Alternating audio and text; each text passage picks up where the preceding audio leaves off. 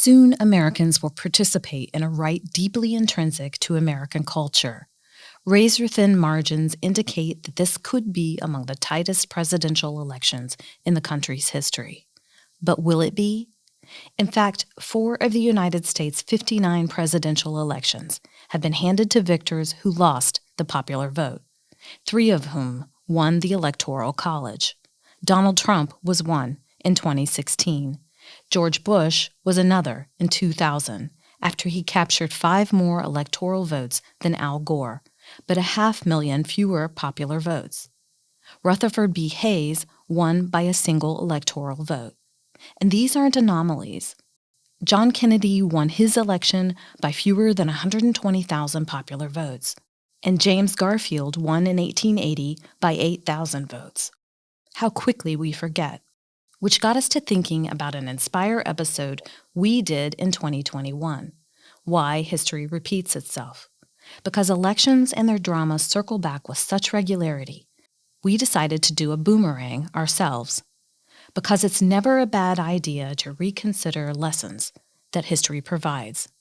Let's remember what Professor Cynthia Tyson, Clinical Associate Professor Tammy Augustine, and Daniel Redman, now a lecturer, all in the Multicultural and Equity Studies education program, had to say in this episode that originally aired in July 2021. Augustine, by the way, is now at Wayne State University. Just about any scenario playing itself out in the United States today has happened before. Impeachment of a president?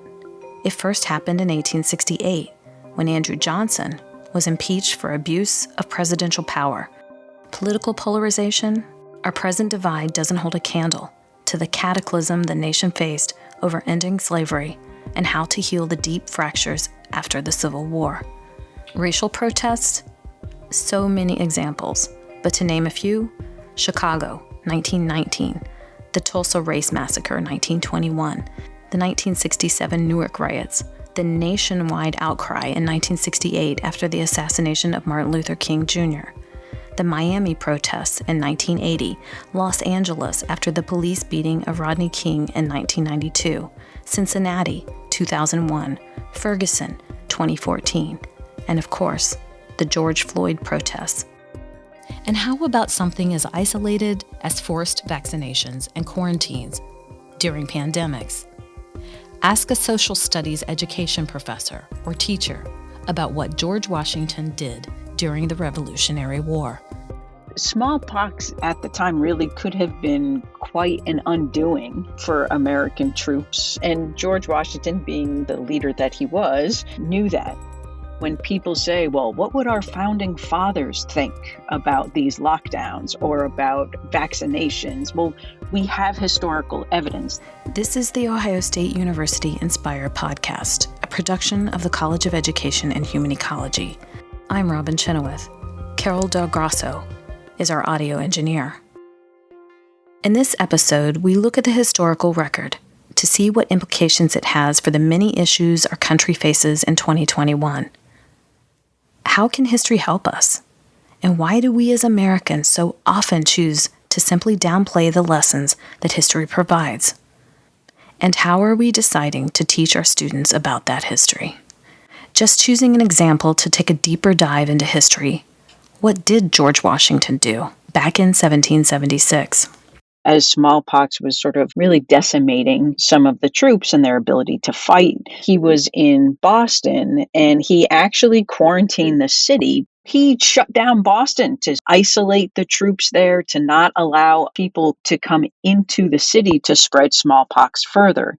He then also made the choice to inoculate any new soldiers so that as they were going through the process of getting their uniforms, etc., they would get inoculated against smallpox so that they would be protected and he wouldn't have to worry later about just continuing to lose troops to smallpox.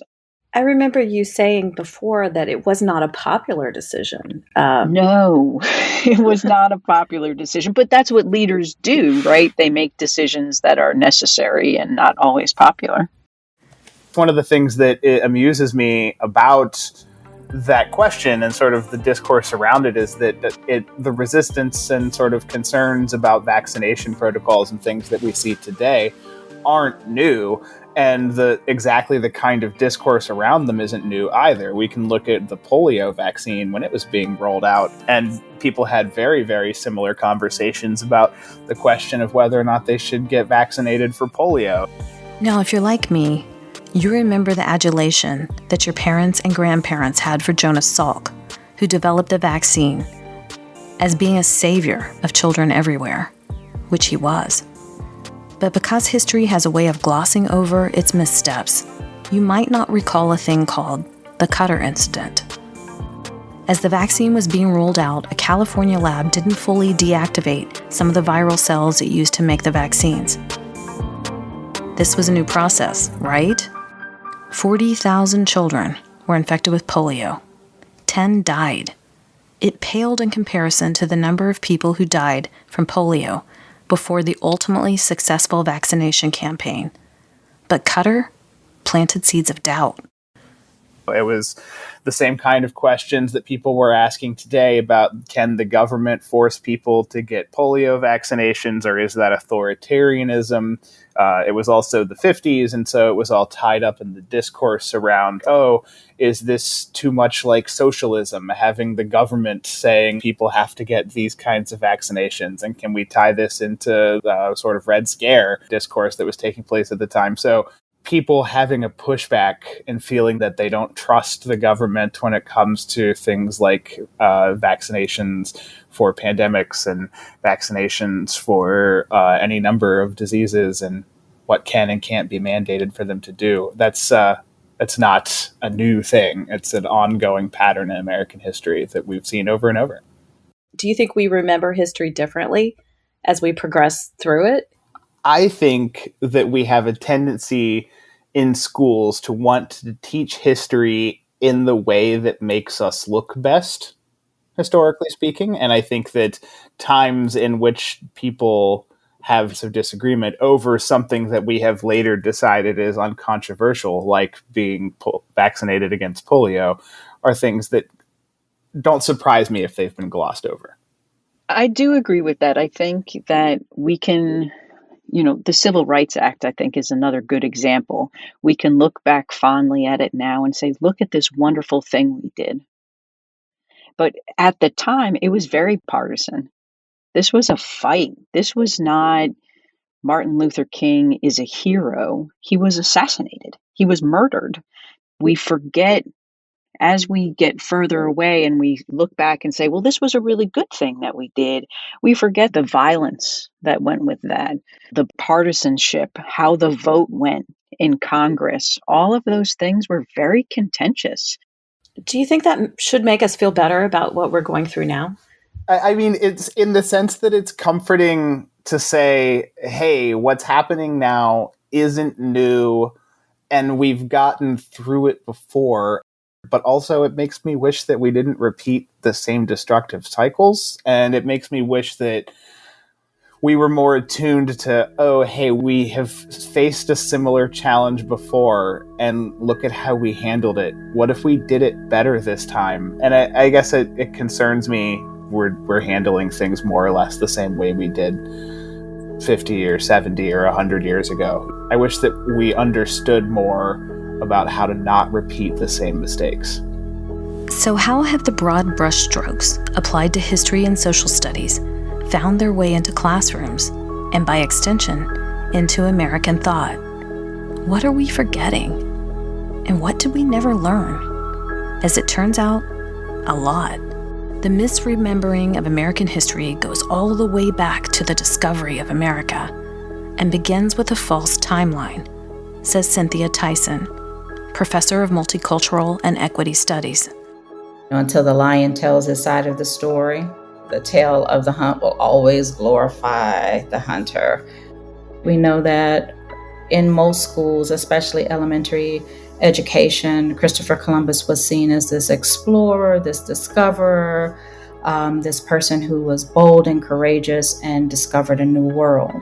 While part of that is true, yes, he did embark courageously to take on a voyage. but you can't discover and find something that was already existing without you, before you even got there. Archaeological evidence shows the Siberians populated the Americas as early as 18,000 BC, possibly arriving by boat.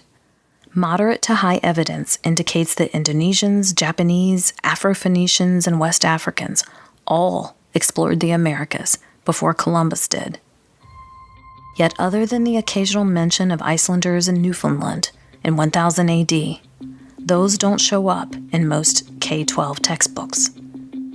And most don't tell what Columbus' own writings and primary source documents make clear, that he and his men kidnapped and enslaved thousands of native islanders and forced many to search for gold upon threat of death. Hundreds of thousands of indigenous people died, and not just from disease, which is why none exist on islands like Haiti and the Bahamas today.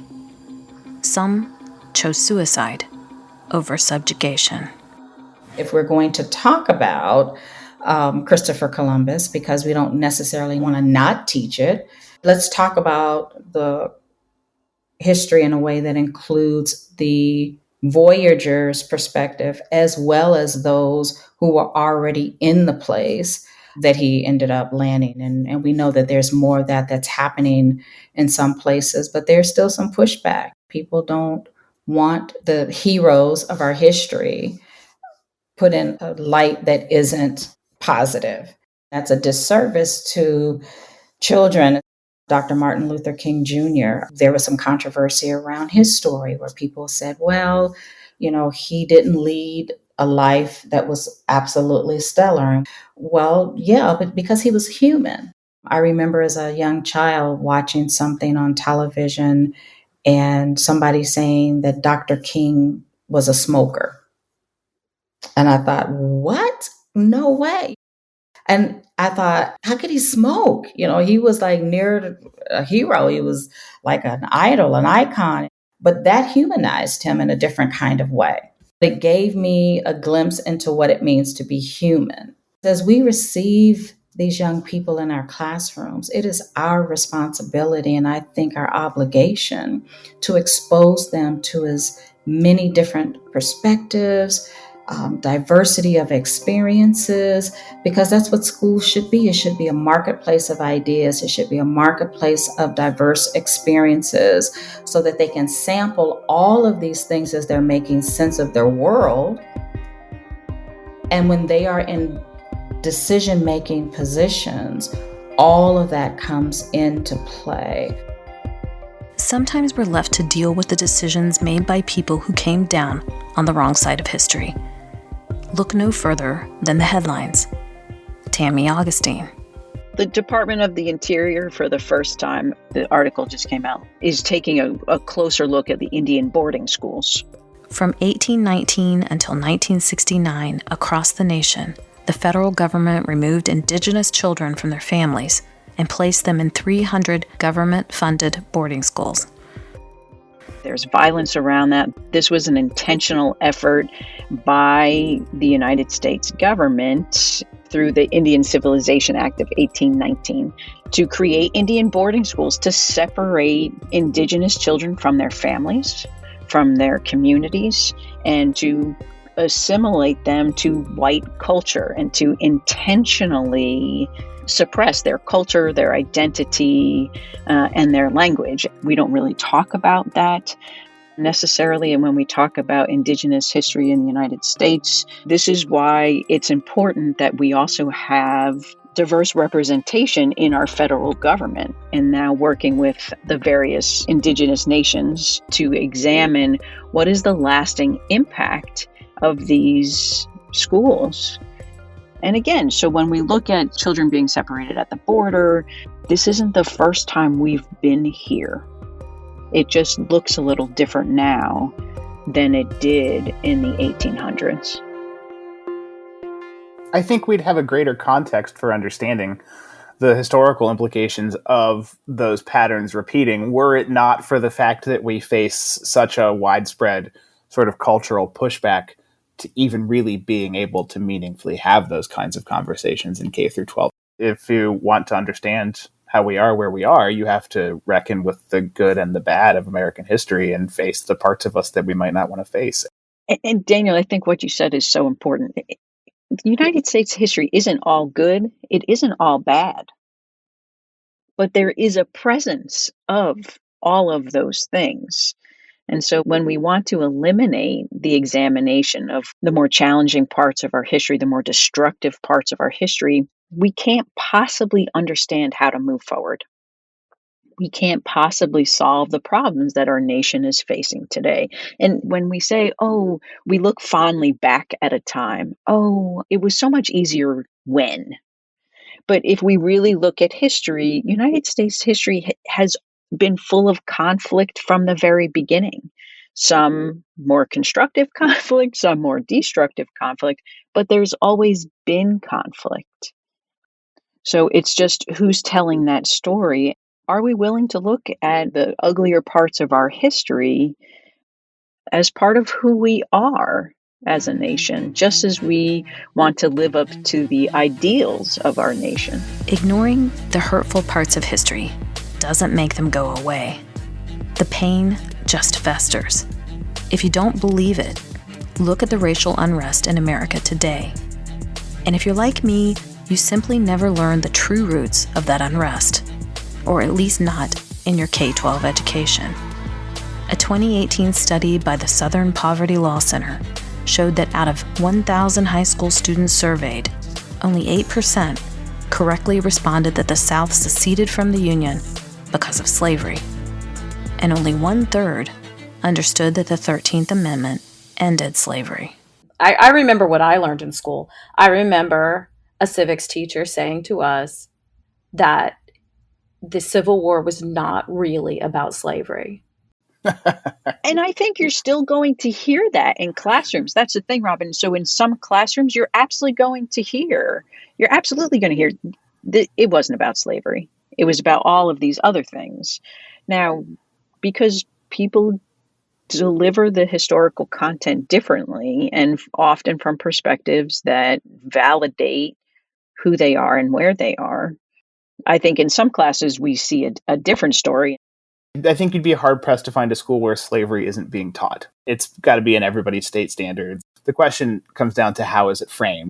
Is it framed as, oh, this was a core foundational part of the American economy for a long time, that for far, far too long, it was just taken as a given that would never be abolished, and that we ought to really reckon with that and consider how much of the growth of our nation is rooted in this really terrible atrocity? Or is it being treated like it was a blip on the radar and we screwed up and then a bunch of heroes stopped it and now it's over and everything's great? Those are the difficult questions. I think that there are teachers out there who are trying to reckon with the ways in which our country's founding is tied up in some really problematic things, like how deeply ingrained the institution of slavery was, and like how many of our founding fathers that we teach as heroes were advocates of it or defenders of it, and the way that once it was over, that certainly didn't suddenly mean everything was fine. There are centuries of ongoing impact, and we still see the impacts. Those conversations are happening in some classrooms, and then in other classrooms, it's being downplayed. And so it's going to depend on where you are. It's going to depend on the individual teacher. It's going to depend on what pressures are coming from school districts on how teachers should be teaching things. I want to read something I found in The Guardian. It's interesting to me that this was in a British newspaper because it's addressing some of these same issues. But the editorial writer said, people say we won the war even if they didn't fight, or we won the World Cup even if they didn't play. Indeed, one needn't even been born to identify with the triumph in the question. Then the we is implicitly understood as an embrace, and it spans time, space, and agency. But few will ever say in a similar vein, we raped people or we massacred people, for then the we is understood as an accusation, and in those moments, individuality becomes the ultimate alibi. What did that have to do with me? I wasn't even alive then. That was very compelling to me. Would either one of you like to comment on that? I think this goes right back to what Daniel was just saying. When we want to celebrate the good things, it's comfortable. We feel good. We like to feel good. When we have to honestly look at the challenges and address the ongoing impact of that and the ongoing the implications of the destructiveness and the violence, that's a lot more challenging and a lot more uncomfortable. It is where we can grow.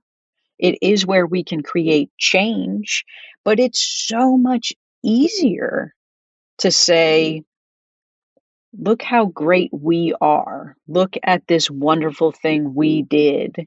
I guess I would also question who the we includes. Is it really everyone? Would everyone say we won? Do they identify and connect with that we? I'm fascinated by the construction of we in that quote. It doesn't actually surprise me that that resonates so much with American history while coming from a British publication, because I think that so much of the function of Western civilization in general, the apparatus of making you identify with the nation, if your concept of we is that we as people are appendages of the state under which we live and in which we participate in that society, then yeah, that quote makes sense. If you view the nation in which you live and the culture in which you participate from the other direction, and you're like, no, it's an appendage of us, and you can say, we as a culture don't have to be bound by the history of what our society has done and what our nation has done. We are a people, and we can decide what we want the future of our culture to look like, and it will be a reflection of us. And it will respond to us.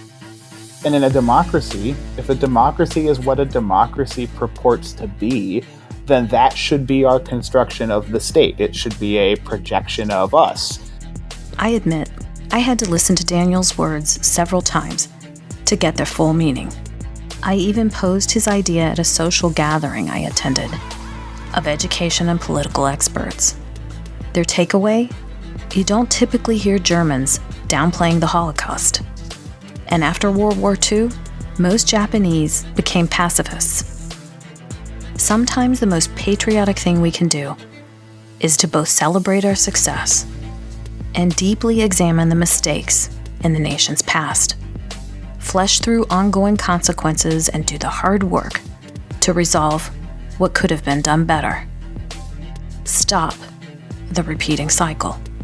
A dynamic, self-reflective democracy is a strong democracy. We owe that to the students we teach.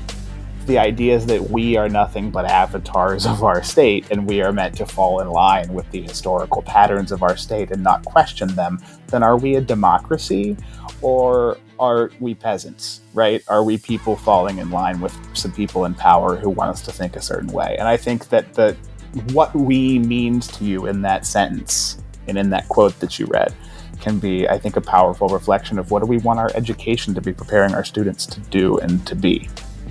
In the 21st century, we are staring down some pretty enormous challenges, as we have established, eerily like those that people faced who came before us. A pandemic, huge economic and education gaps, racism, political and social polarization. Cynthia Tyson. We are now facing a moment where we will have to ask ourselves, how do we want history to record us? On what side of history do we want to be recorded? And people are making some decisions now at the individual, community, state, and federal levels that 150 years from now, it'll be interesting to see what the stories will be.